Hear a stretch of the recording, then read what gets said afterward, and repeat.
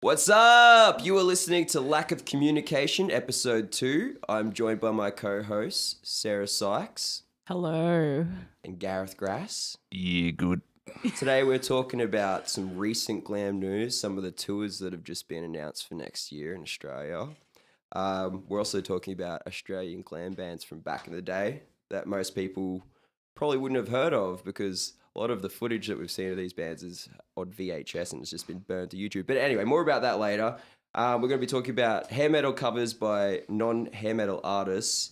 And I've got some fun facts coming up for you, which is based around basically bands appearing in movies, doing soundtracks, all sorts of cool shit like that.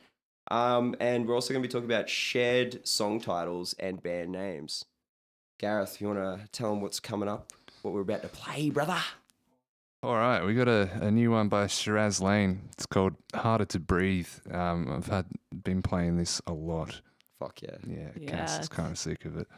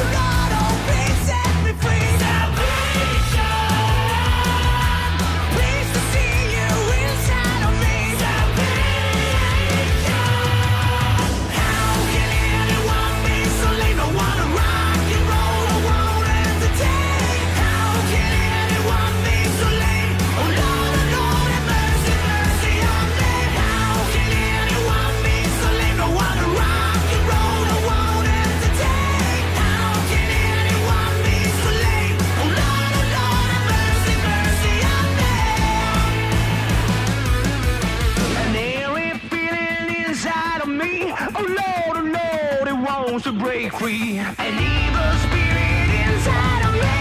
Lord, oh Lord, it wants to break free. Salvation. Please to see the devil in me. Salvation. How can anyone be so lame? I wanna rock and roll. I want it today. How can anyone be so lame? Oh Lord, have mercy, mercy on me. How can anyone be so lame? I wanna rock and roll. I want it today. How can anyone be so lame? Oh Lord, have mercy, mercy on me.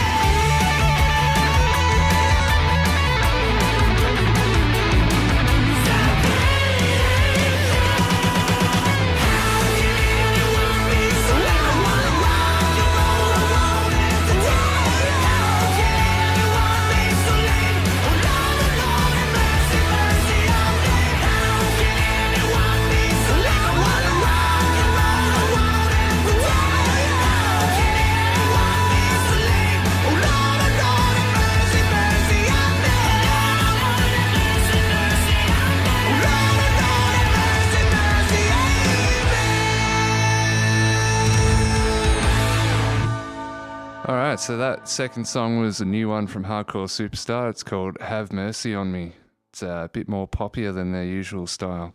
Nice. Actually, since we're about to like talk about some news, with Hardcore Superstar just announced a new album coming in 2018. Did you guys see that on Sleaze Rocks?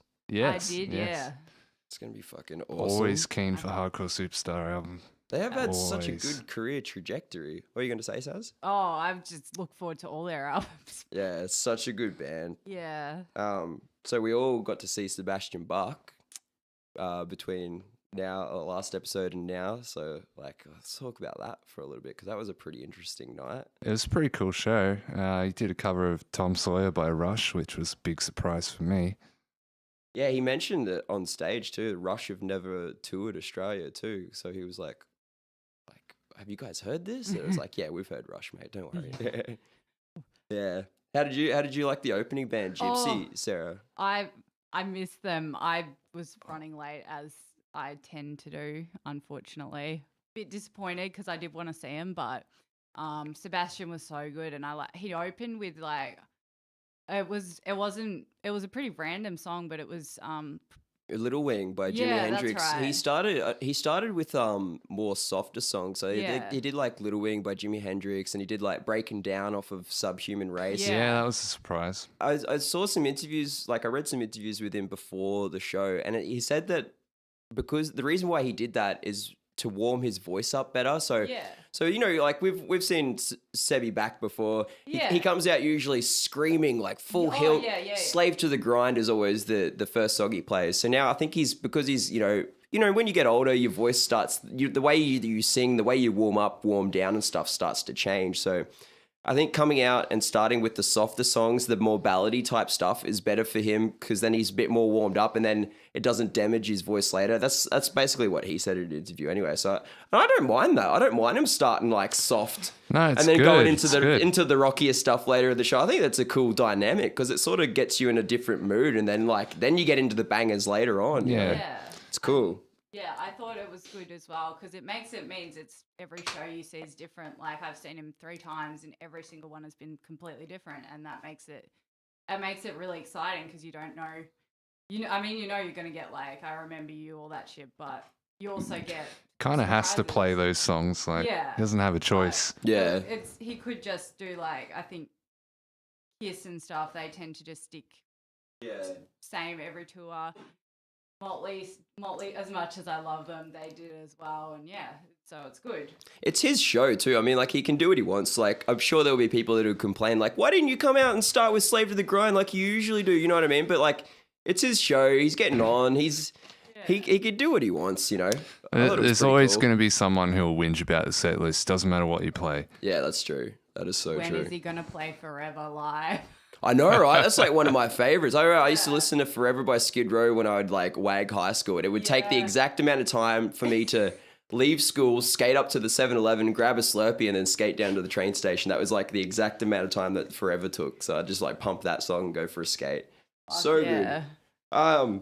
Sarah, you saw Alice Cooper. Oh, I did. It was I did see him last time with Motley as well. I thought he was fucking awesome this time, but it was, I don't know, I think it was everyone was sitting down, so Oh, okay. Was Because it a bit off or something? it was, but Ace was actually like the highlight of the night for me. I've never seen Ace before, and he just fucking ripped it up, and he was like, there wasn't any stage show. Rip it up. Was that on purpose? I was a little bit. But considering like he's in Kiss and you associate that with all the theatrical, he just came out basically him and his guitar in jeans, like they're all pretty dressed down. Beans and gravy sort of. Yeah. And it was really, really good. Yeah, that's cool. Yeah. Was there anyone else that played that show? Was there no, it was just Ace and, Alice Cooper? Alice, yeah. Yeah, nice. No, I heard really good things about it though. Yeah. So I guess one thing that like the three of us are all pretty fucking like excited for. LA Guns. Tour in 2018 through Australia. Fuck man, that's gonna be so On the awesome. back of a solid new album as well. Yeah, oh yeah. So it's not going to be a nostalgia show. No, that's it. Like they're coming on strong, man. It's crazy. Another band who it's not like officially announced yet, but we saw a live video of Blackie Lawless of Wasp talking to the crowd. Yeah, I can't remember what country the show was in, but it was just this week, and he said he's going to tour Australia. So Wasp are probably coming out here in 2018. Hopefully that one comes through. Oh man, that would be so fucking awesome. I think they're doing the Crimson Idol. They've re-recorded it or something, or Okay. so they'll be playing a lot of that. And yeah, I'm not sure. It should be interesting though. Yeah, for sure. Wasp will be fucking great to see. I've never seen Wasp. I think the last time they toured here was like 2008 with The Poor. We're opening for them. Speaking of The Poor, they were a good Aussie rock band. I wouldn't say they were necessarily an Australian glam band, but that sort of is a nice segue into our next into our first segment here. We're going to talk about Australian glam and hair metal bands. So Candy Hearts. Yeah, obviously the most well known one, I guess. I don't know. Everyone who's dug a bit under the surface has seen something from them. Yeah, that's it. I guess they were like one of the first names that pop up on your YouTube related videos when you're like looking at it, when you start to sort of when you go down the rabbit hole. Yeah, when you get down that YouTube K-hole of like Australian glam and stuff like that. And they've done a couple of like I guess reunion show kind of things over the years. I hope they do really? another one. Yeah, they did one in Adelaide. I think it was. God, I'm going to get this wrong. Maybe like 5-6 years ago. Oh, nice! I didn't realize that they had reunited since like their breakup. Was it the mid '90s? Yeah, it would have been like 95, 96. Yeah, far out. And they got some stuff done. I mean, like they were friends with Motley and Skid Row, and I remember reading somewhere on Wikipedia that they jammed with Motley and Skid Row on stage at some club in Sydney or something. Yeah, I've heard that too. They also like I've heard from Phil, the guitarist, that they were playing a show randomly in Sydney one night, and Skid Row just walked in, started watching them, and then they're all hanging out after the show. That's cool. It's pretty awesome stories. Fuck yeah. Yeah. We spoke about their lost album last time. Yeah. Pretty amazing album once again, and I had their 4-player EP for 95 cents that came with like a pair of pants. I think it was the one that they released it, and they released it as like a special package with like a pair of panties on the front of it or something. Yeah, that's right. Such a good way to like promote your stuff. And like they've got a few film clips on YouTube. But same with most of these bands. It's hard to find most of their stuff. Yeah, like they almost, it's almost like they were like one of those bands that just almost like they almost broke through, but they just didn't quite get there. You think they would have gotten a little bit further with being mates with Skid Row and everything, but it might have just been they came a little bit too late, sadly. Yeah, because it was I think 91 or 92.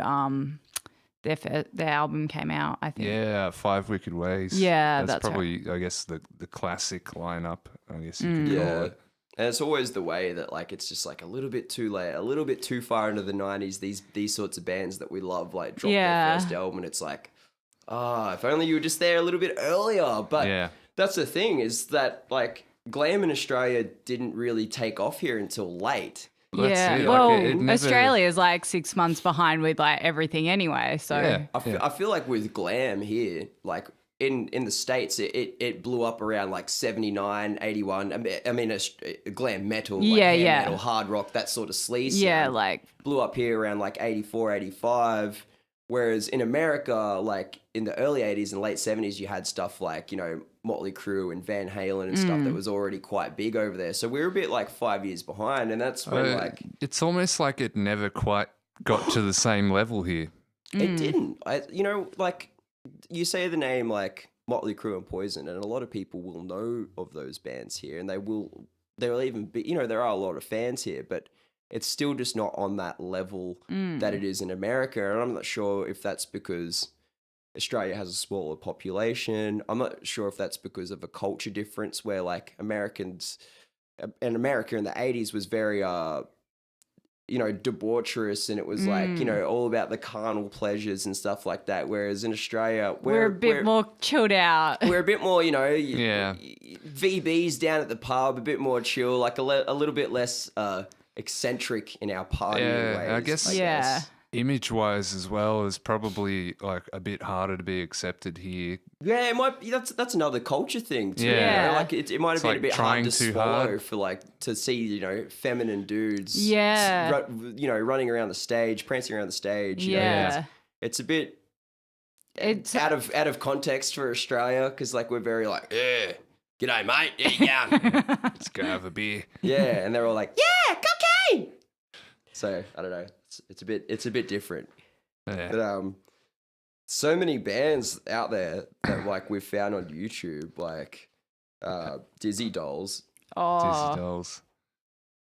Female fronted band. That's a big one. You can especially see in they're Australia. like influenced by the Runaways and Joan Jett quite a bit. They have definitely. a fair few covers in.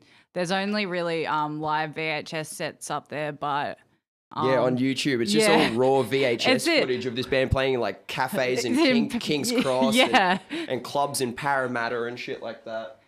Yeah. It's really, it's hectic, because like a lot of these bands, we wouldn't have even, while we were doing research for this segment. We couldn't, we were struggling. Yeah, we couldn't find any like, a lot of these bands, we couldn't find actual recordings of them. It was all just raw VHS footage. Grainy live clips. It's crazy. Like the ones with Dizzy Dolls, it's all she's wearing like crazy lingerie and fetish stuff on stage as well, and that would have been massively confronting for the time. Oh, dude, that's really funny that you mentioned that, because that brings me to the Brisbane band Vice. Now they were like a full on like hair metal, glam metal band in the 80s. They toured with Striper around Australia back in the 80s when Striper toured here. But in later years, they got back together in like 2008, and they went more industrial, and they got really into their like BDSM, sort of like gay fetish sort of things. Bit Judas Priest. Yeah. I used to have the singer on Facebook, and he is a gay man, and he lived with his partner for years in Brisbane. I spoke to him a little bit online. And but like when Vice got back together back in the late 2000s, he went more industrial music, more like fetish and BDSM sort of aesthetic. It was really interesting, such a style change. But it kind of makes sense that, like, you know, maybe that was a gateway for him to get into that BDSM fetish sort of thing, because we were like watching them like, you know, earlier in the week and whatever, and we saw that they would sort of sound like Wasp, and Wasp sort of wore that sort of, you know, maybe Wasp was a gateway drug to like him finding his sexuality. Like, who knows? You know what I mean? Just like seeing the men in those weird get-ups, like, who knows, man? It could be onto something here. Yeah, you never know, man. Oh, far out. And the Cyclone Tracy, they were a band that sort of like looked like they just Love Skid Row. Yeah. wanted to just like So a be lot and of sound like Skid Row influence in the Australian scene, I guess. Yeah. I think when Skid Row came out here and played with Guns N' Roses, it really left a big impression on the musicians and the music fans that saw it. Like as we saw, you know, like Yeah. at the Sebastian Bach show, Sebastian Bach he was talking about Eastern Creek, and there was a guy there with the original poster, and he got him to hold it up, and like, you know, he was like, "That's the original poster," you know. He's like, "Everyone always says to me that they see me at Eastern Creek," and what was the other one? Calder Park. Yeah, Calder Park. Calder Park. Victoria. Like, Those everyone shows are still I've met, legendary like, to the people that seen them. Yeah. So like, it definitely left a lasting impression on Australia. And I think if it wasn't for those Guns N' Roses and Skid Row shows, we wouldn't have a lot of the hard rock, heavy metal sort of glam movement that we did in Australia out of the early 90s. You know what I mean? Yeah. Yeah. Like bands like Jungle Bones, who we were, you know, they opened for Guns N' Roses and Skid Row, and like the singer worked in TV, and you know he sort of had that Sebastian Bach sort of look to him and stuff like that. But yeah, no, it's pretty interesting to think about. And then you've got like the opposite end of the scale, I guess. Roxas. Yeah. Yeah, see, they got pretty far. They got to like MTV level and stuff like that. They've actually got proper videos. Yeah, it's like it's not just raw VHS footage. No. It's actually like you could tell they had big budgets and they had Yeah. a good record company behind They're a them. lot more, I guess, commercial sounding. Yeah, very much Yeah, so. like a sort of like a Like keyboards AOR and sort stuff. of vibe. yeah, Yeah. lots of Yeah. keyboards. Yeah, Bon Jovi, Europe, all that kind of thing. Yeah, no, it's interesting to see the different ways that Australia took that sort of American music movement and then did it in our own way. Like Axe Attack. You guys Yeah. have you guys seen Axe Attack? That the footage of there's a footage of this band called Axe Attack Yeah. on Hey Hey It's Saturday, and they are like the most full on glam, like Kiss, Blackie Lawless looking band I've ever seen. And like they were the real deal though. Yeah. You can really see that. Yeah, they loved it.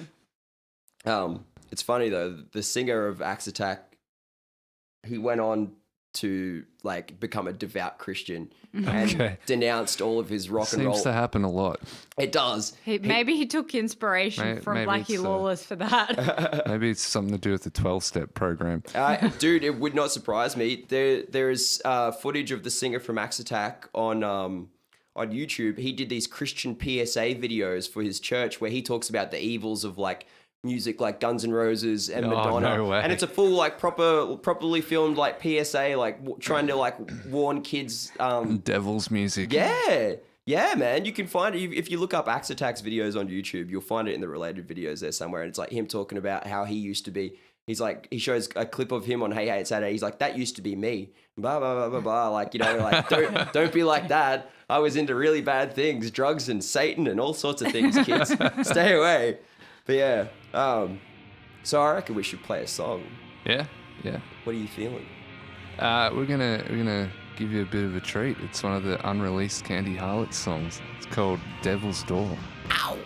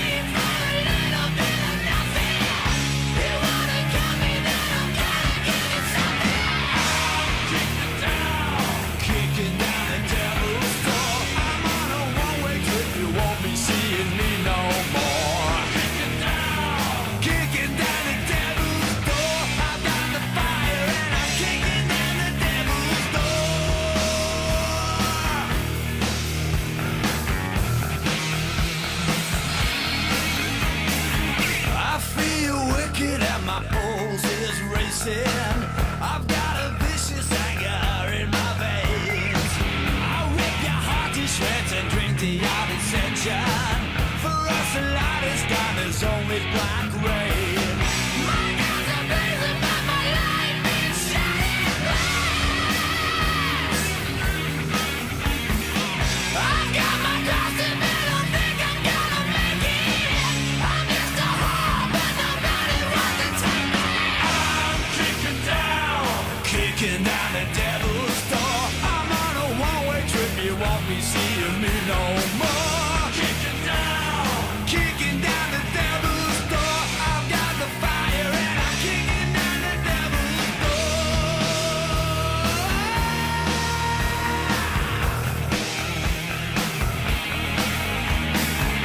Here I am in my mind's eye. Unholy shadows surround me.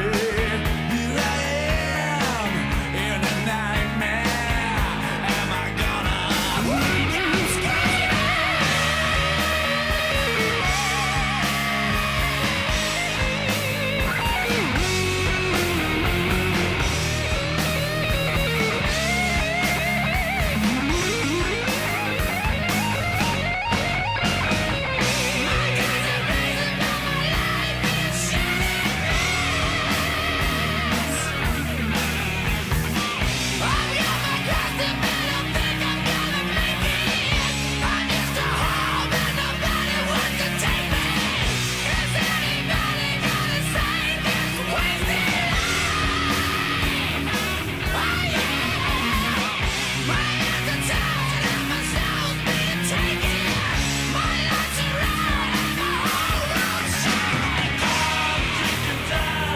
kicking down the devil's door. I'm on the one-way trip, you won't be seeing me no more.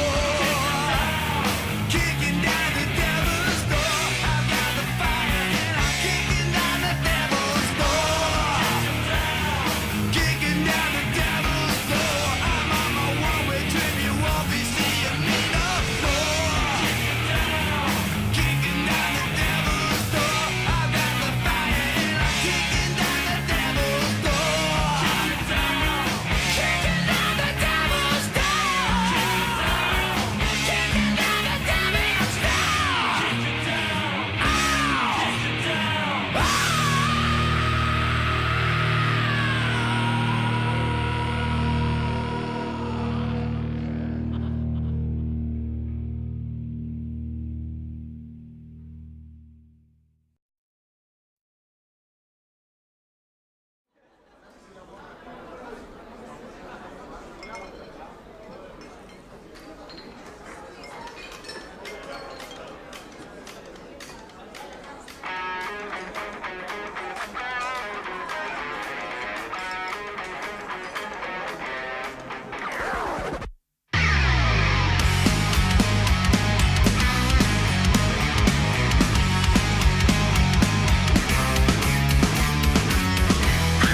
Let's have a little party tonight. Get drunk, dance, don't lose your mind in a rock and roll show tonight. We'll have a little party tonight. Jack, Jimmy, Johnny, J-Bo. Wow, you know she's out of all.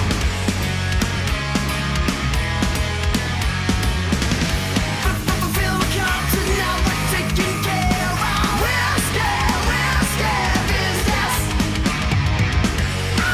We're getting a little crazy. We're getting a little wild. We're scared business. Fill my cup, get down, get dirty, down to whiskey business. Come on, baby, let's rock this party. Let's have a little party tonight. Come on, cheers and spill it, shout it, suck it. Now we'll have a little party tonight. Whiskey neat or whiskey sour, every night is whiskey hour.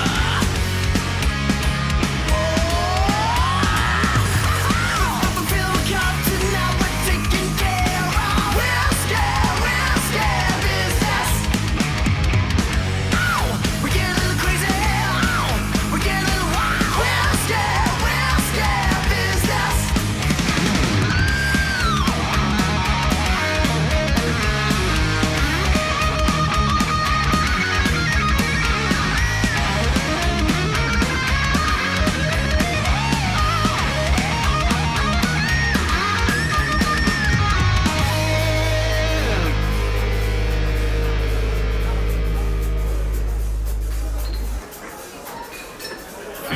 my cup, get down, get dirty, down to whiskey business. Come on, baby, let's rock this party. Fill my cup, get down, get dirty, down to whiskey business. Come on, baby, let's rock this party.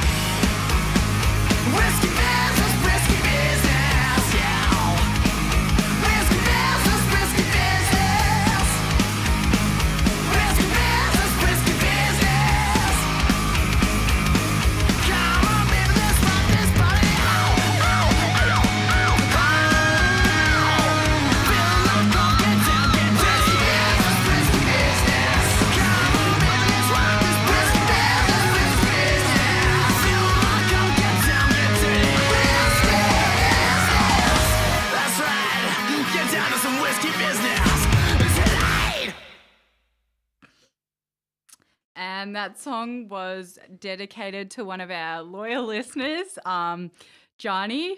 It was Whiskey Business by Atomic Riot. Fuck yeah, Gianni. Heavy metal Ray Romano in the house. So now we're going to talk about some songs, but not just any songs. They are hair metal song covers by non-hair metal artists, and also songs by people who aren't hair metal artists that sound very hair metal. All right, wrap your head around that one. We're gonna delve into it now. So, first one we've got here is Children of Bodom. What can we tell the people about Children of Bodom if they're not familiar with them, G-Man? Oh, God. I guess they're kind of like sort of death metal. Melodic death melodic metal? death Yeah. metal. I think that's a tag that gets Like a attached to them a lot. thrashy death metal kind of sound, I guess. Like Dave Mustaine with throat cancer. Yeah, and like 3 guitars soloing at the same time. Because even the keyboards sort of sound like guitar solos. So they've covered Scorpions, they've covered Wasp, Alice Cooper, and Poison. Okay. So Well, actually, Alexi, the guitarist and singer, is also in a thing called the Local Band oh yeah, with a few glam guys, the singer from Reckless Love, singer from Santa Cruz, the drummer from 69 Eyes. fuck yeah, They do excellent pop covers. Yeah, they do. including Especially of the Veronicas. yeah, the Yeah, Veronicas. The Veronicas Untouched. All right, let's go on another tangent here. The Veronicas did a Twisted Sister cover. the Veronicas covered "We're Not Gonna Take It." Oh my god. No way. They did, yeah. Oh, yeah. I've got to hear that. Yeah, it's hectic. It used to be on YouTube. I can't find it anymore, but I didn't even plan for that. But yeah, I guess that fits into this segment too. The Veronicas covered Twisted Sister, everybody. All right. And the guitar player from Children of Bodom covered the Veronicas and also covered Twisted Sister.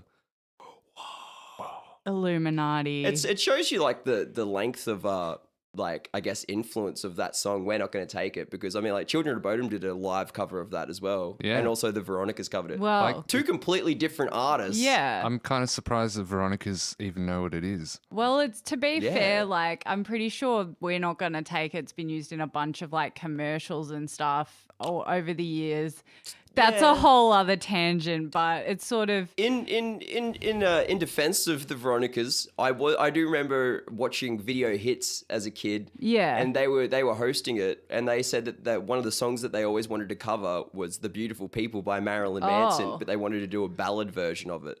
So Oh, I guess maybe they are like, I mean, that I can sounds s- like a horrible idea. yeah. I could talk about the Veronicas' first album from when I was like 12. They had pretty cool guitars and stuff on there, like no shame. But Vic Fox, who drummed for Vince Neil and Enough's Enough, ended up playing drums for the Veronicas too. So See? there's another hair metal Yeah. connection. Okay, so we're getting a bit off track here, but like This is now the Veronicas section. this is now the Veronica segment.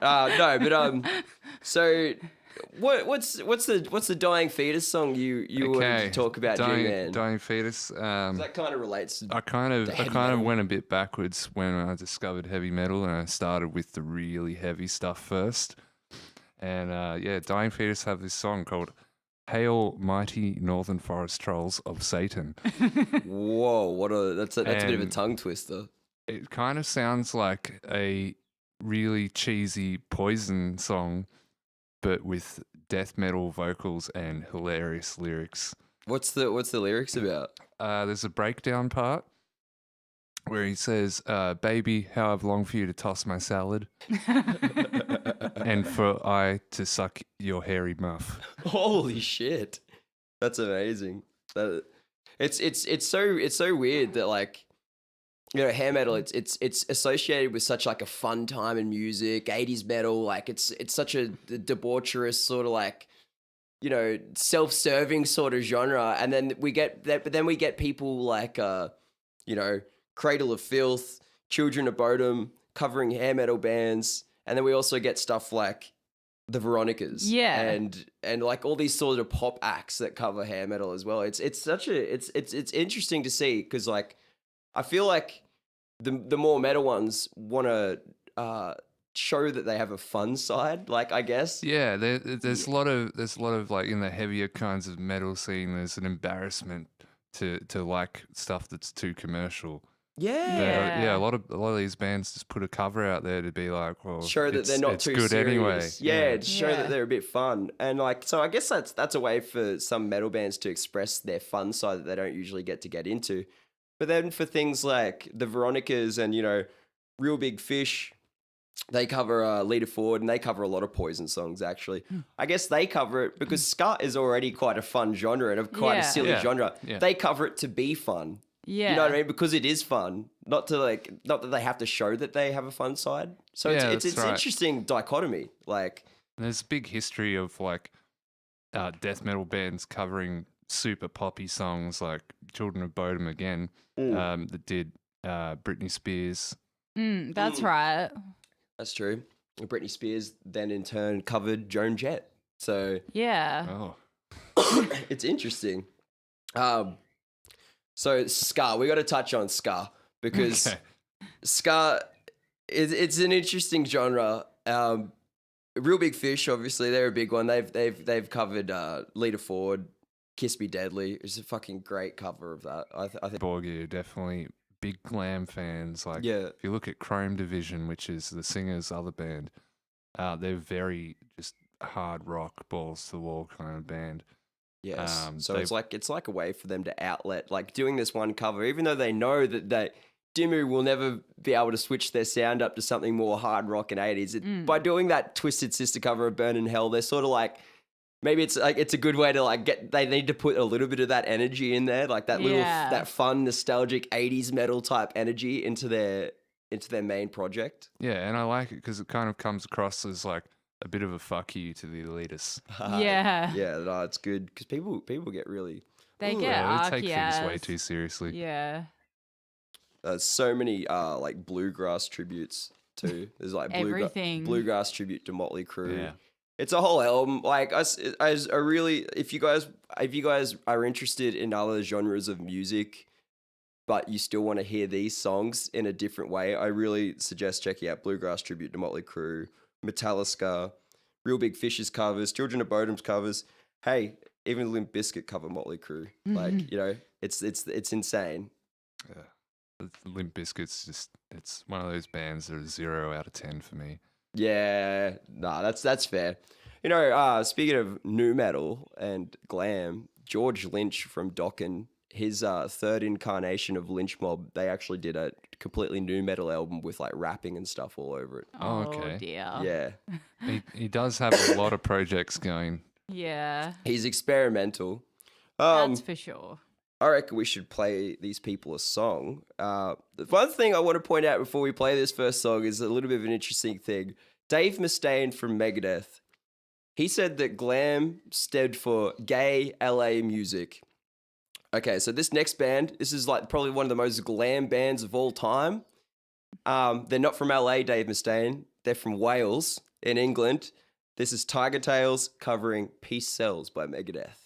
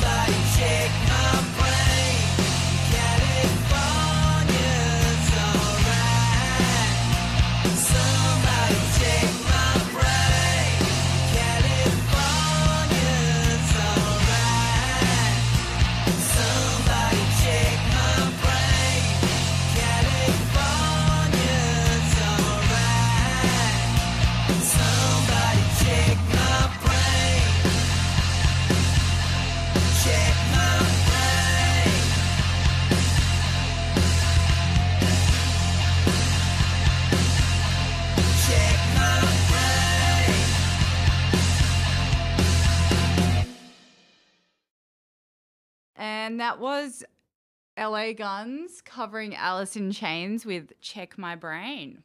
Oh, yeah. Now it's time for...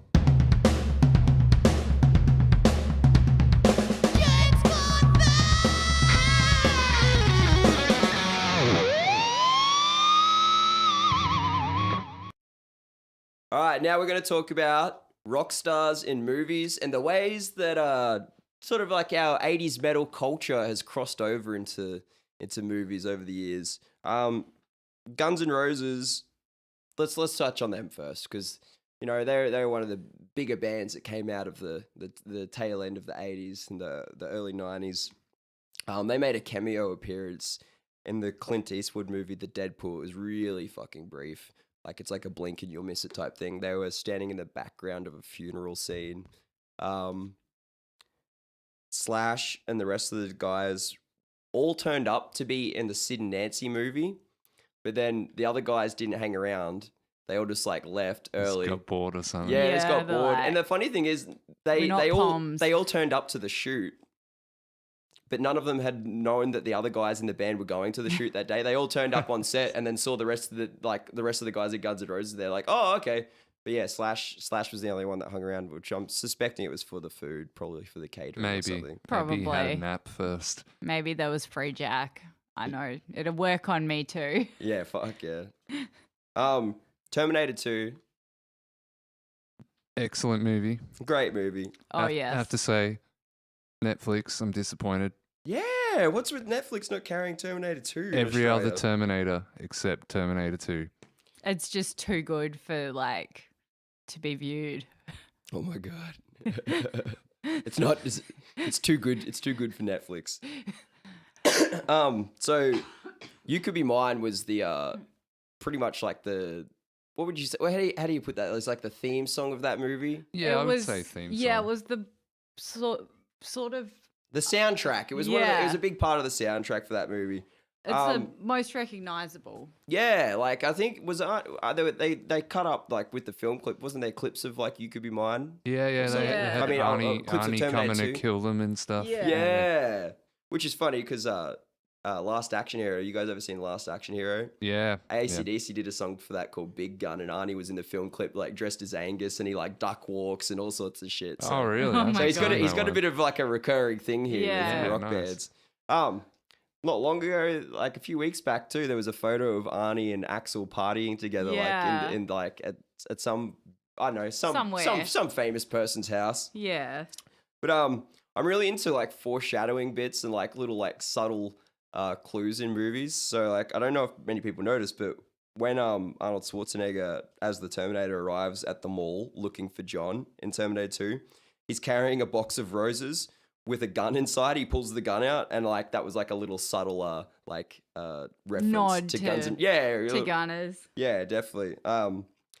You guys heard of the hard rock band Little Caesar? I certainly have.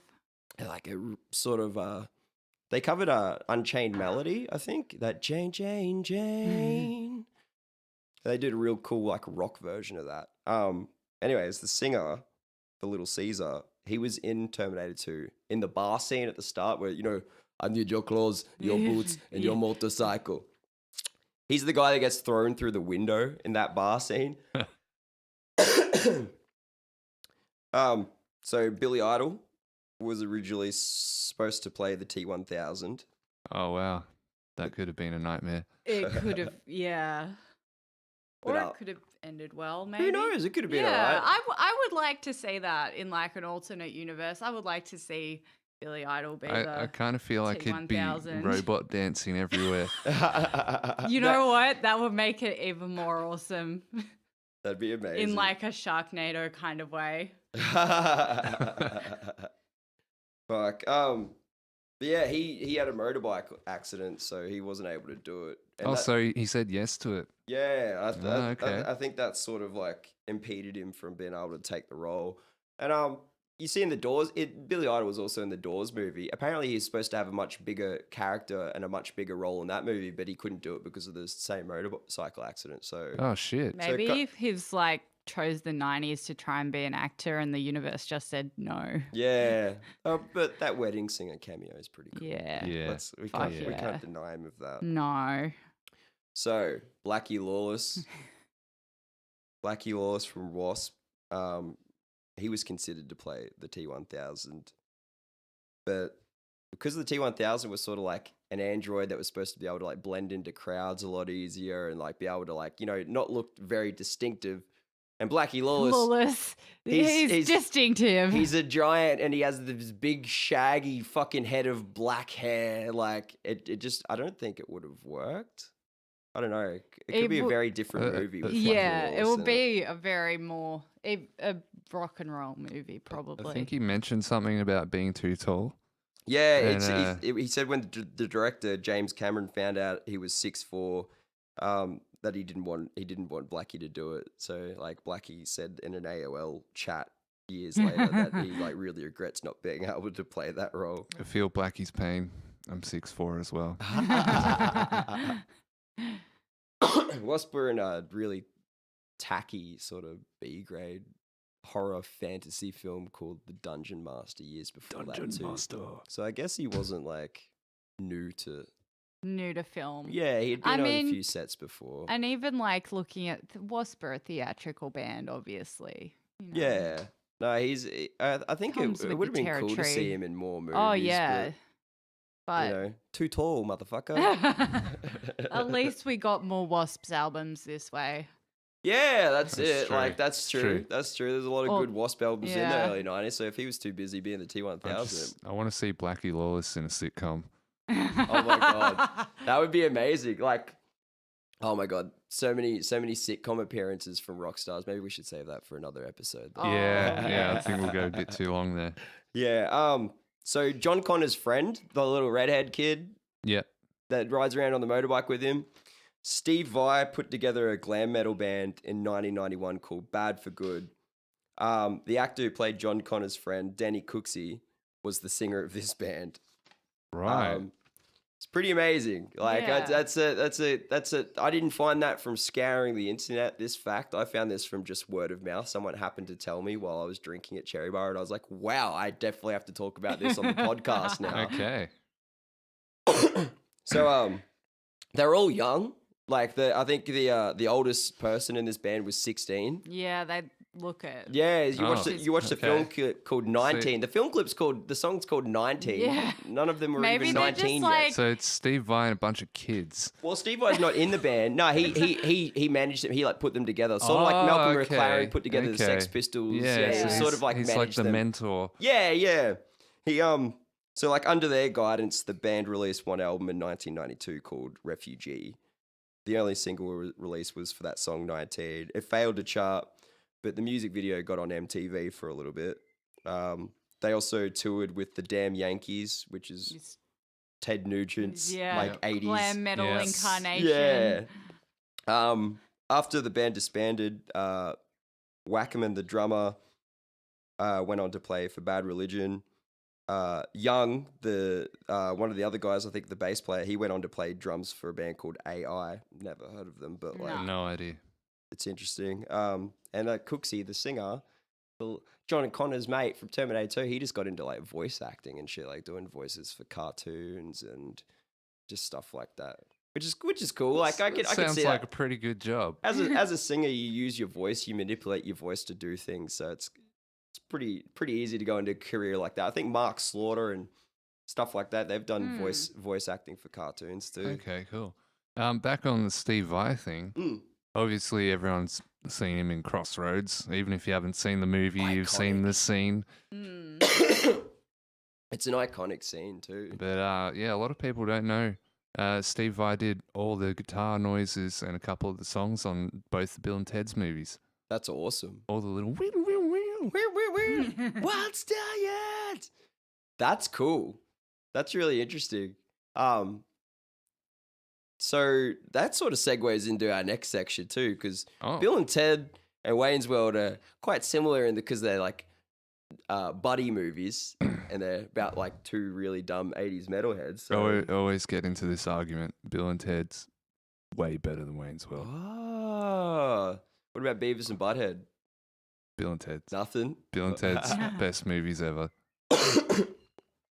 So, Robert Patrick from the Terminator 2 would reprise his role as a T-1000 as a cameo in Wayne's World. That's not really like a glam metal fact, but that sort of ties these two bits together as well.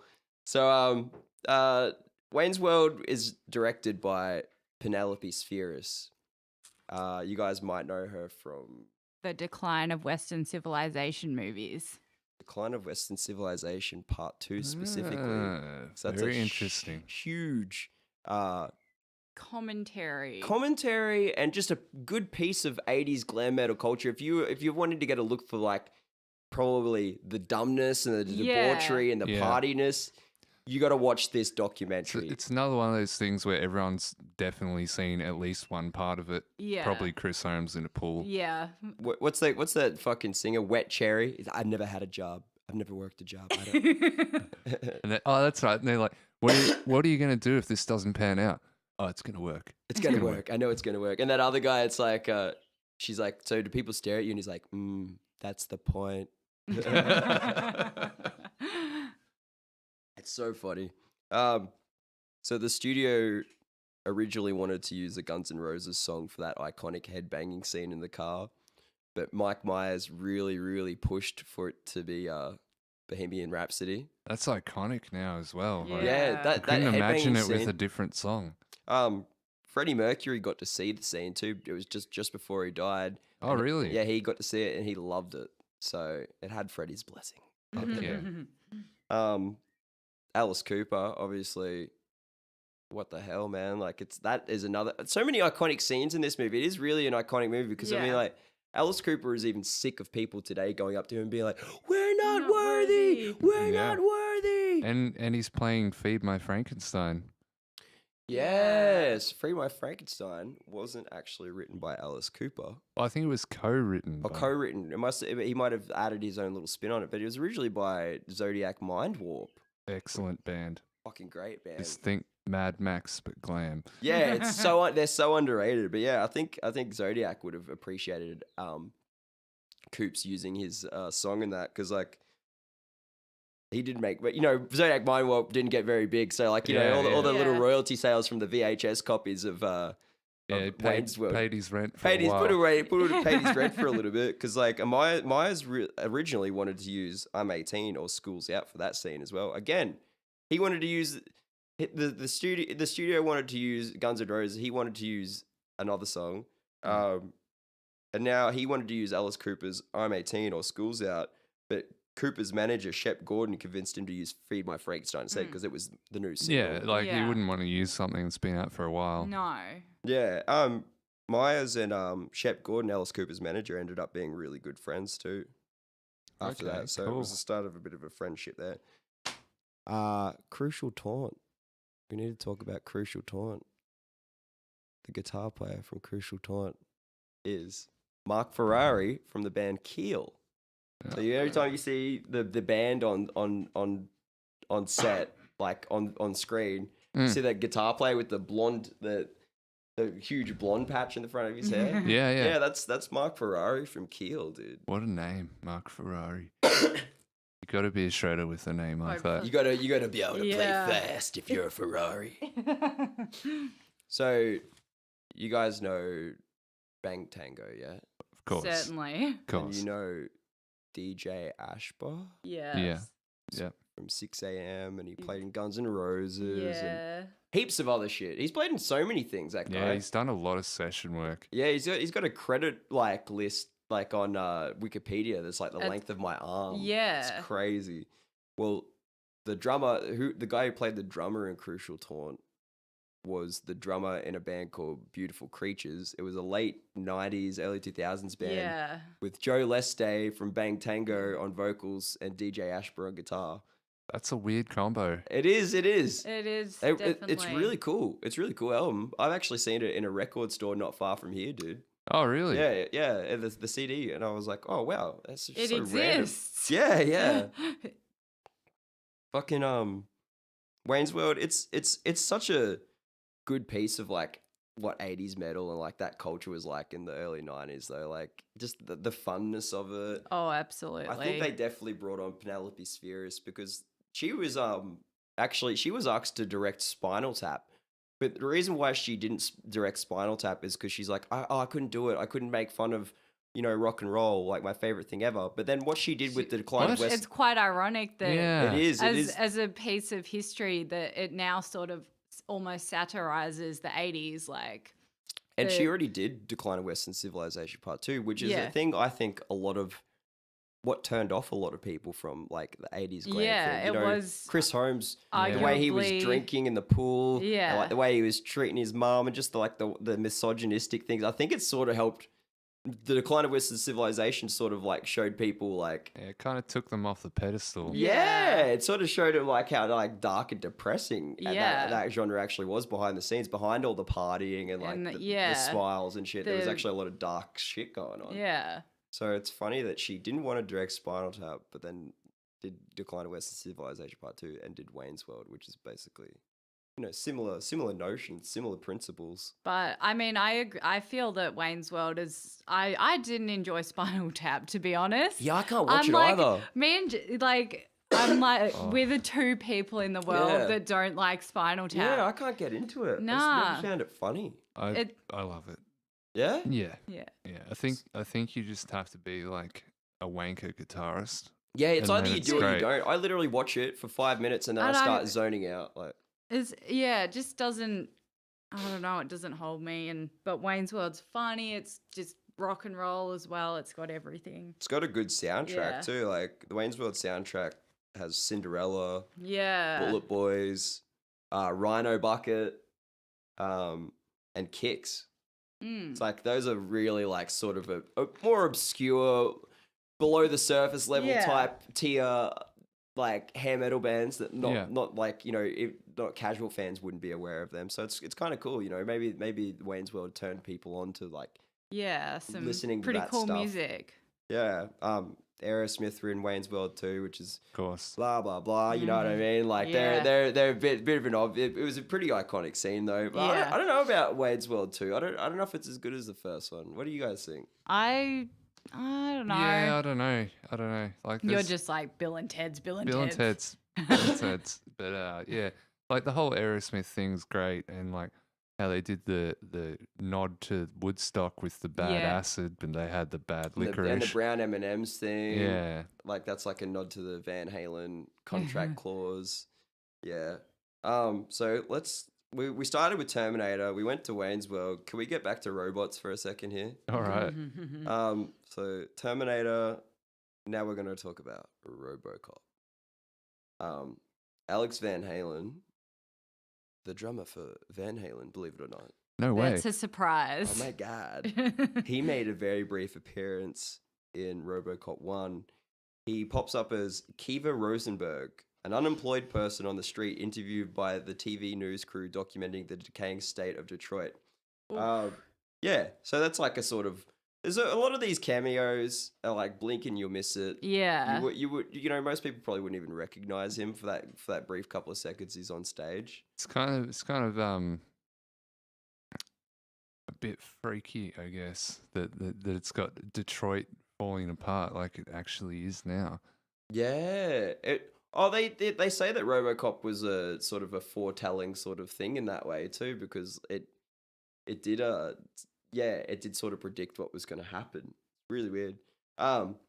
So his one line of dialogue in RoboCop, Alex Van Halen's one line of dialogue was sampled by British rock band Terrorvision in their song American TV.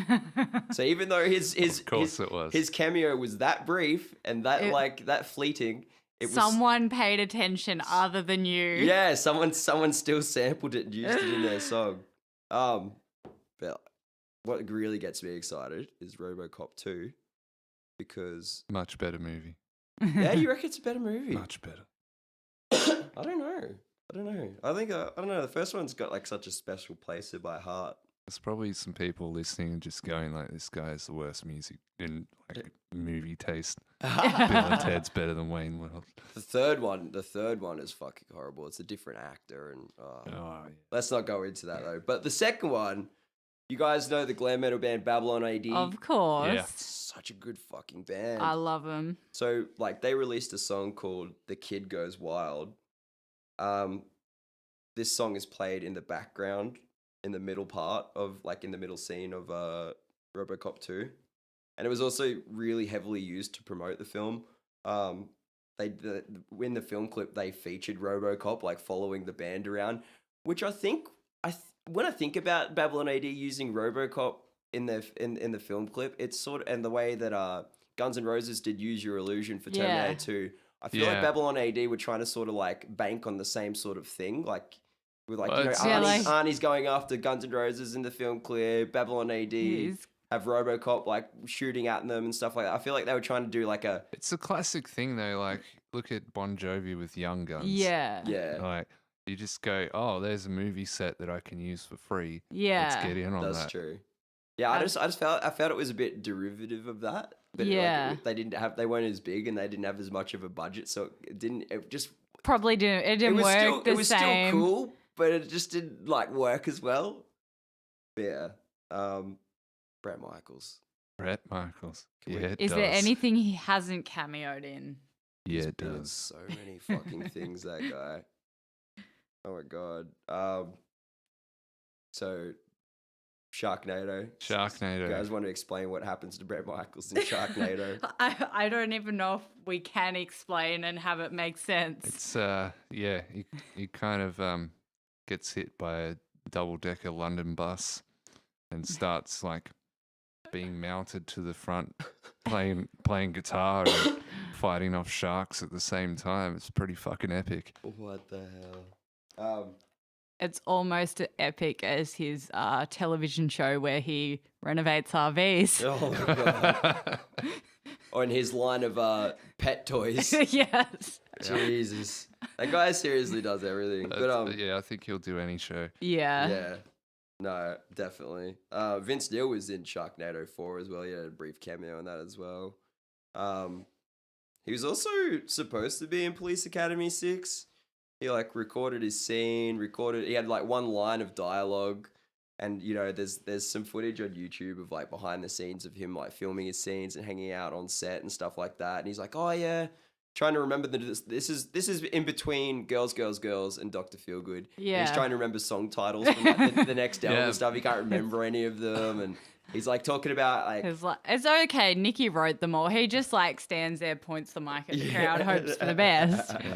It's kind of funny. Like he's really excited about his one line. Yeah, he's talking about how like he's not going to let his movie career overtake Motley Crue. Yeah, I know. And then the scene got cut after all that. Yeah. Yeah. No, it did. It's so weird. So Bret Michaels, though, we need to talk about him a bit more because he's no. Well, I mean, if you like him that much. No, not really. But A Letter from Death Row. You guys heard of this movie? No, not really. It's a 1998 psychological thriller directed by Marvin Baker and Bret Michaels. I can't imagine Bret Michaels in a psychological movie like trying to be serious enough where he's not like doing a cheesy smile and pointing at things. Like I have to see this because it just doesn't make sense that. And he wrote it, and starred in it. He wrote it and played the main character, and it's a psychological thriller. It's scary what the 90s can do to people.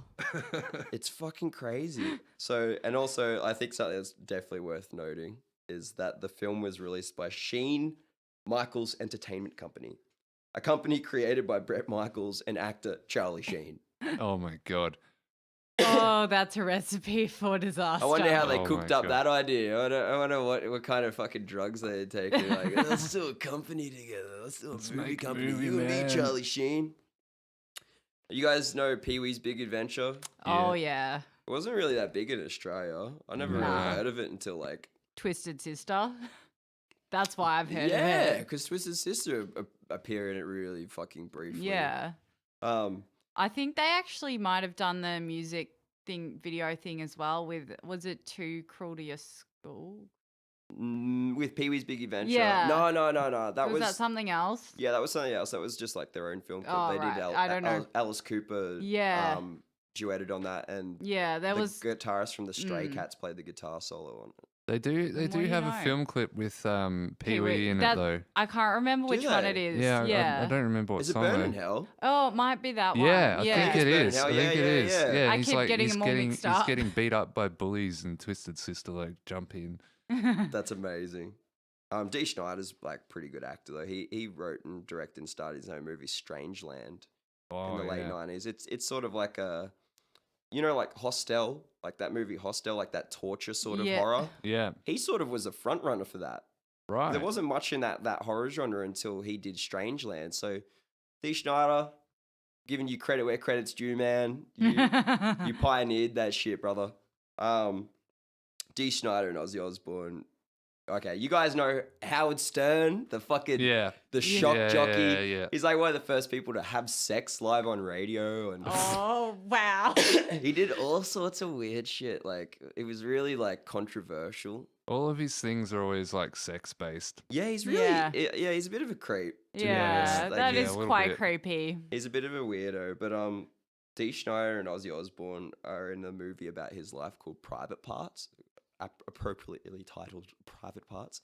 But it's like another blink and you miss it. So Yeah. like, it's like when the title credits are coming up at the start of the movie, Dee Snider like snarls at the camera for a quick second, and you see Ozzy for a quick second too. So Yeah. it's really, really, really fucking brief. But AC/DC are in it, and they perform in it at the end. It's pretty fucking Awesome. Yeah. and it kind of AC/DC's performance in Private Parts sort of looks a lot like Aerosmith in Wayne's World 2.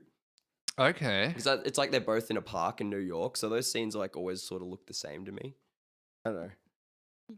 Yeah. Trick or treat, Saz. Let's hear about some trick or treat facts. Well, Some Some fun facts about the movie Trick or Treat. Gene Simmons and Ozzy Osbourne both have cameos in it. Very brief, but cameos nonetheless. what was it about Blackie Lawless? He was Well, yeah. another back to Blackie Lawless, Yeah, not getting Not getting his roles. Forget movie about career. Well, he was the character Sammy Kerr was originally offered to both Gene Simmons and Blackie Lawless. Yeah. However, Gene Simmons refused because he didn't think the script was very good. Oh, but it's pretty good. It's a bit tacky, but yeah, it's a good movie. part of the charm, you know. Yeah. But Blackie Lawless was not so.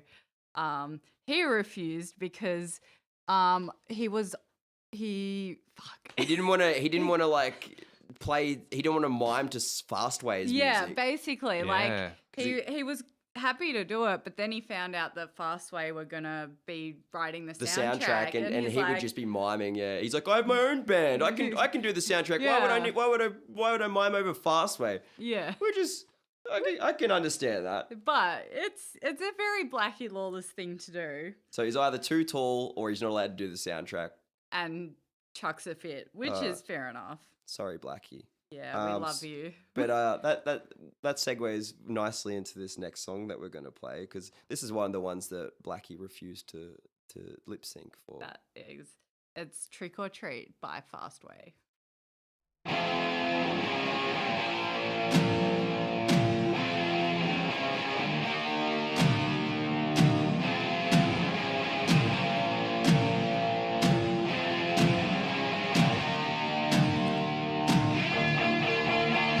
Say don't leave, everything's alright.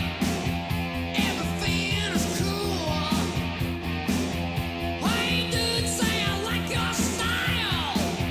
It's the way it should.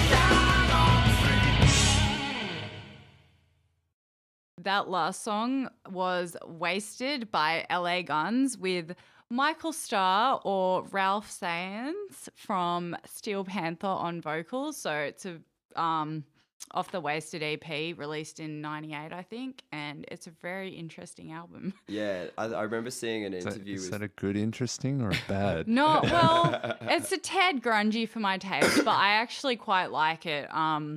For the most part, and like they do the Ballad of Jane and a they cover redo it of with Cold Michael Gin Starr. as well. Oh, I have heard the cover of Cold Gin. It's Yeah. pretty fucking cool. It's Michael really- Starr and Cold Gin, I wouldn't have put those two together. But it's nice to hear Ralph or Michael Whichever you prefer. doing some sort of more serious music, because as much as like Steel Panther's cool, I do like they're good musicians as well. Without the over the top satire and comedy. Yeah. I'd love aspect. for them to do a series. Oh, album. absolutely. Like Eyes of a Panther is one of my favorite songs by them, and it's one of the most serious. Yeah, it's So- the only bit that makes it silly is that a tongue like a cow. Yeah, if they just left Yeah. that line out. Yeah. Nah. But But- yeah, I remember seeing an interview with Michael Starr, Ralph Saenz, Yeah. in Metal Sludge, and they're like, "Oh, how much did you get paid for that album?" And he's like, "I got my power shut off." That's what I got Oh. for that album. Oh, well. Pretty funny. So, Sarah, our next segment is shared song titles and band names, dude.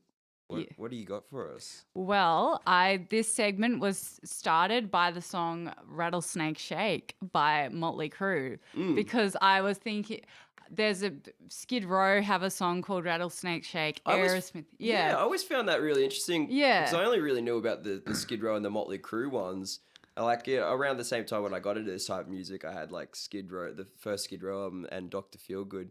So I always thought it was really weird. Like, A I few was- years ago, like I was looking for the Motley Crue version, and then I'm like, oh yeah, the Skid Row one. Obviously, I already knew that. Aerosmith, and I was like, oh shit, Fleetwood Mac as well. Yeah. holy fuck, Rattlesnake Shake. I wonder where the first title of that came from and why. I think it was Fleetwood Mac. Yeah. Yeah, I would say so. I think it's called Rattlesnake Shake is, I don't know, it's beating off. Yeah.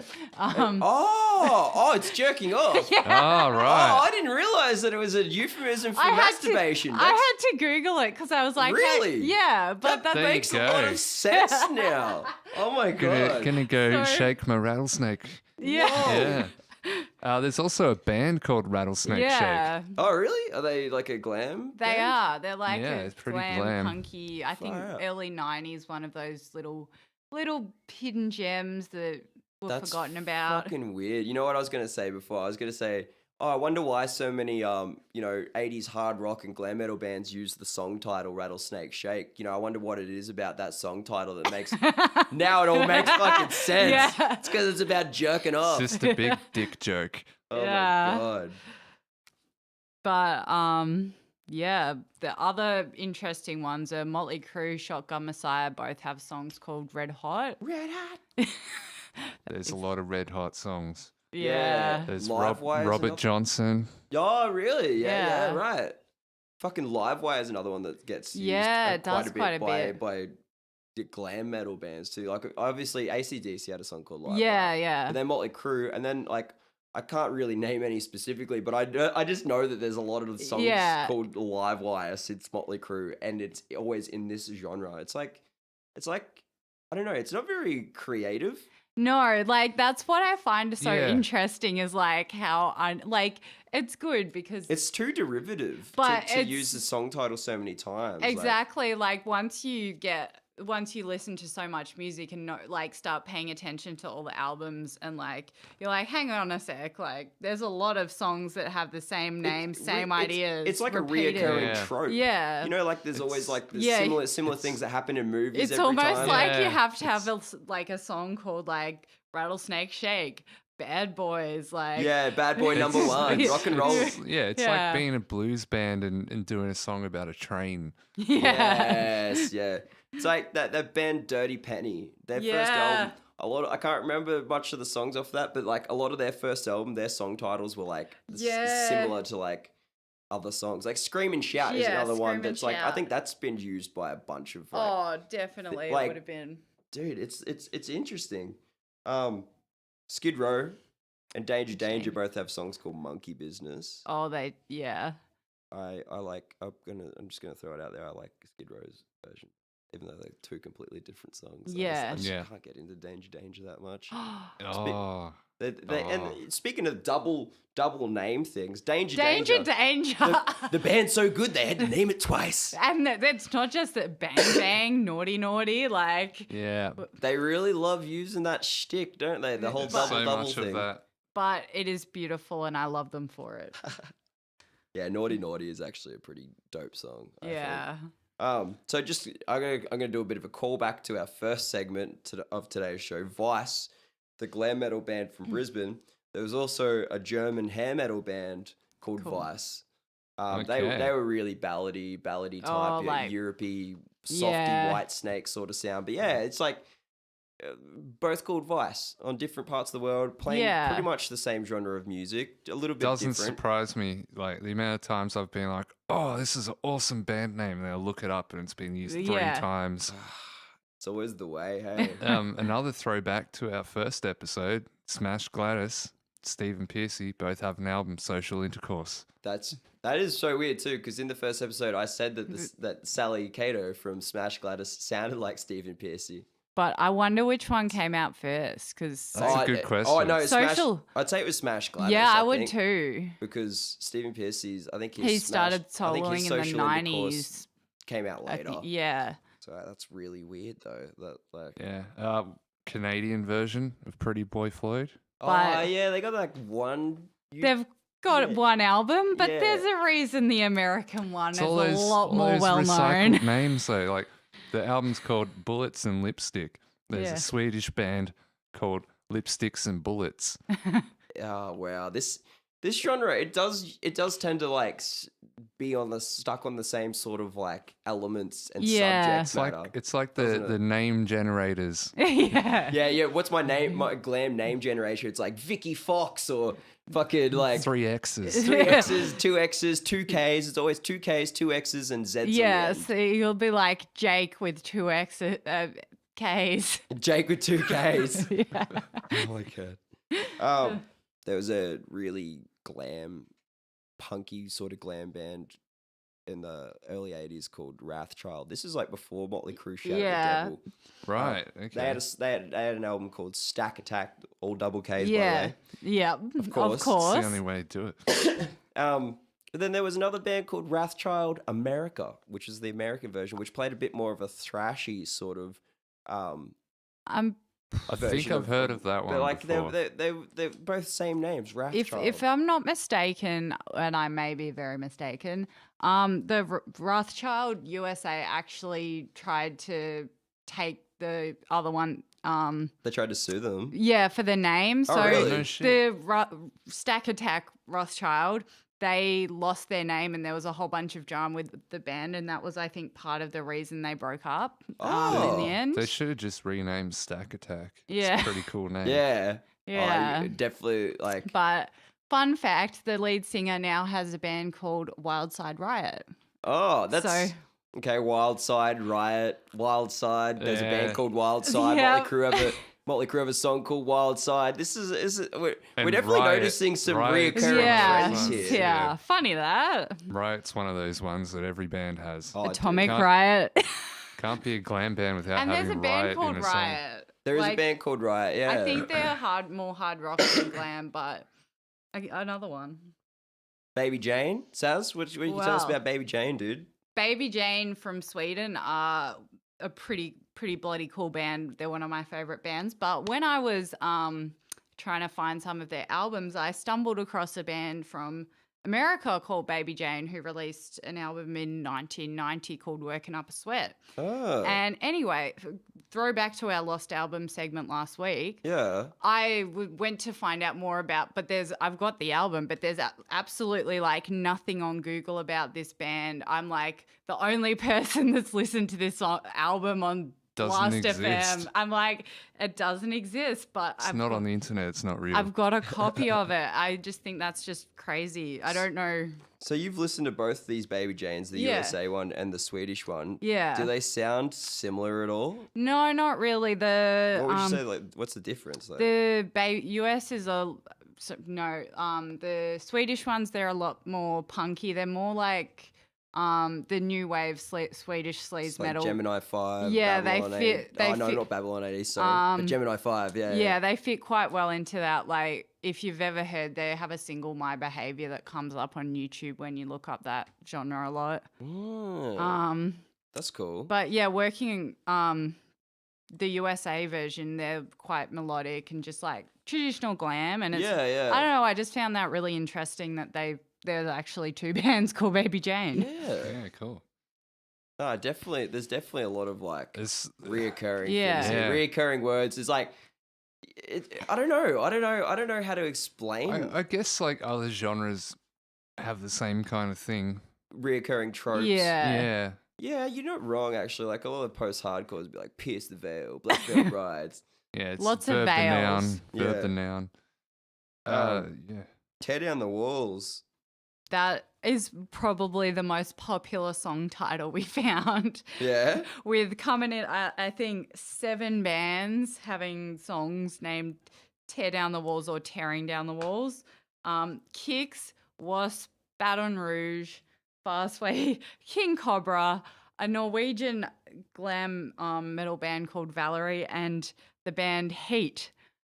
So That's a there's a fucking lot. fuckload of bands. I do Every love that Mother's Heat one. Nightmare. Didn't they have a song called Tear Down the Yes, Walls? them too, Yeah. or something along those lines. Yeah, I think it as was well. every Mother's Nightmare. Not that they were like a Skid Row light. Yeah, You know what I mean? Type band. So that's fucking weird, man. Like that's just a whole album of songs called "Tear Down the Walls," basically. And If you are they think all about it. different? Yeah, they're all different songs. They're just called. it's these song titles and these band names. There's definitely an aesthetic Yeah. like Yeah. for glam, like the way like glam bands write things with the double K's, the double Yeah. X's and the Z's on the end of things, you know. Can't have a C. There's no C's. No C's C's, allowed, man. nah. But I guess that's just one of the things that makes this so fun. This genre so fun is that like there are these like really quirky and gimmicky like little things about it, like the way they spell things, the way they use similar words and song titles. That's part of the fun of this Yeah. genre. Yeah, you know what I it's mean? It's kind of like if you're not sure what it is, you can almost read the song title and you know what style it's going to be. You sort of know what to expect. Yeah. Yeah. Coming up, we've got a song by the band Rattlesnake Shake. It's called "Shootin' Daggers."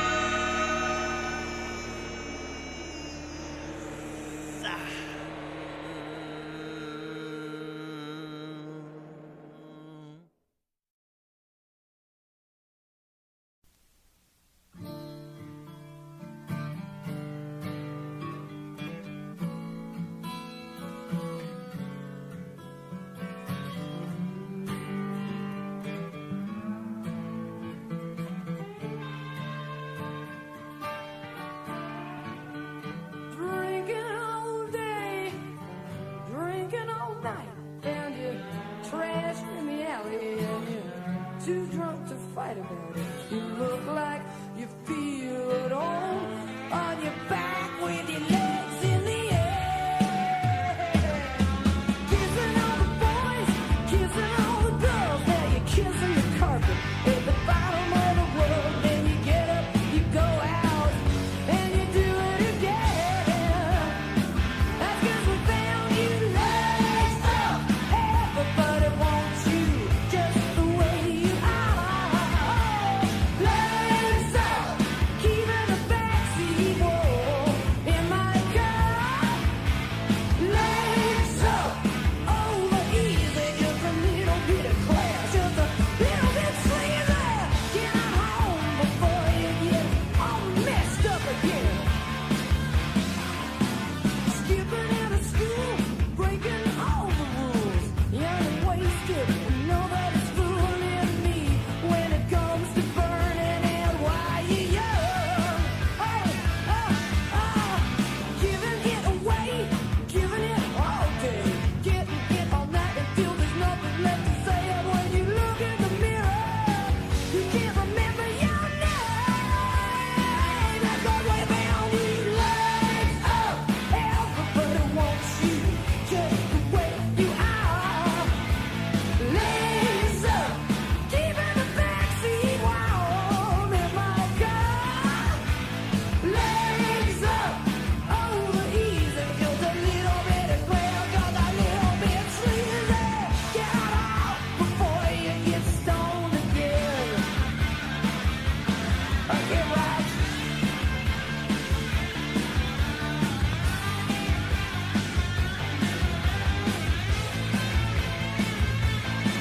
Hey, Roger, pass that bottle on over to Bart, will you?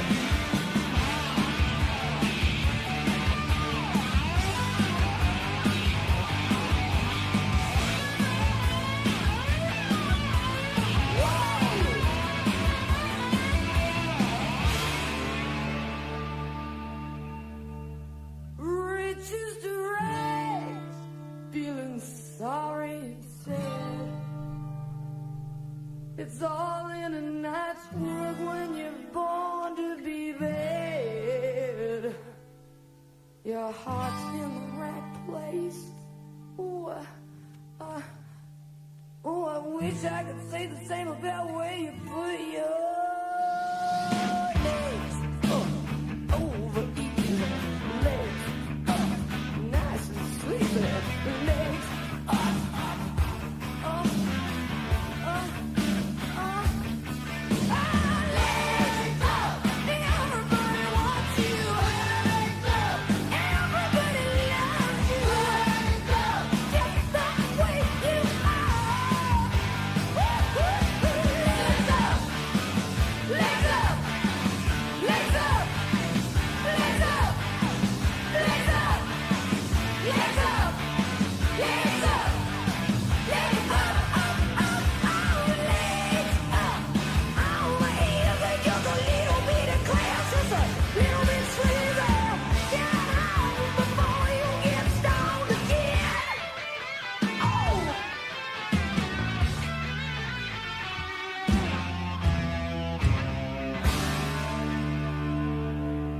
Look at you. Hey, you just listened to Legs Up by the band Smash Gladys. Or is it Smash Gladies? Or is it Smash Davo? I don't know. I feel Mystery we need persists. someone to come and message us so that we can give you an answer, Jake. We've I- been asking that for 2 episodes now. I know, right? I messaged. Please help us. I messaged Sally Cato, the singer of Smash Gladys. I was like, "Hey, check out my podcast. We talk about your band quite a bit," but she didn't reply. It's okay. It's too booked. Rockstar. I'd like to thank all of our listeners for tuning in to episode 2 of the Lack of Communication podcast. I'm Jake Blatchly. I've been joined by Gareth Gras, Yep. Sarah Sykes. Oh yeah. Goodbye. This is our See last ya, song. What's mate. the last song we're playing from now? This is a song that was on the soundtrack for the movie, if you may have seen it, Airheads.